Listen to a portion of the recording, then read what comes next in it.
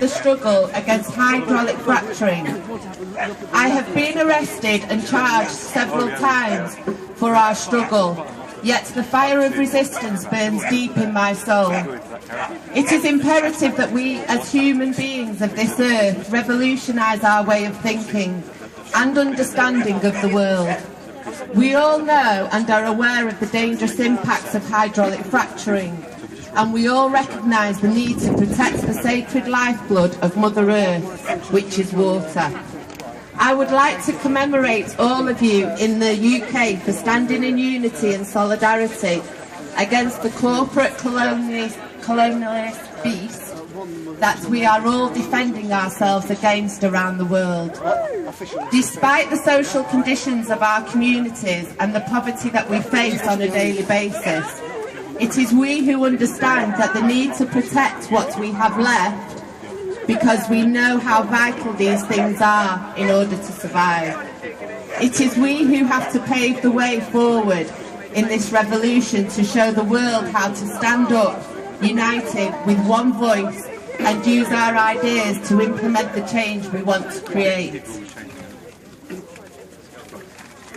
So from the Micmac territory and the Micmac Warrior Society, we honour and respect your movement against corporate colonialism, specifically the practice of hydraulic fracturing.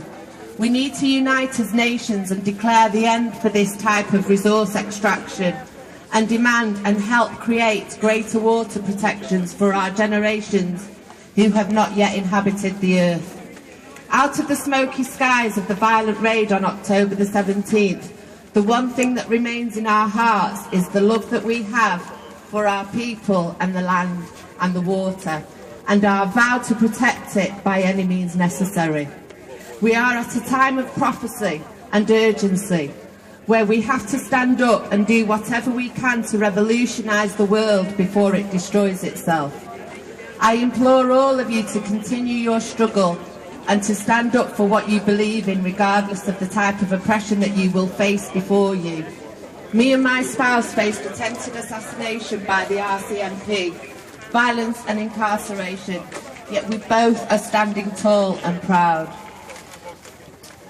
and are still standing up against the oppressor despite colonial oppression.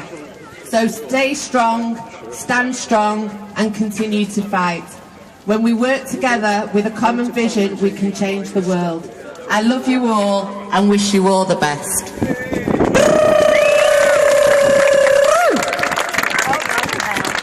I'm just going to say a couple more words, because the first time I read this out, I was actually shaking. Most of you know I'm quite accustomed to speaking now, after the last few years. But it felt such an honour to be reading the words of an Indigenous woman.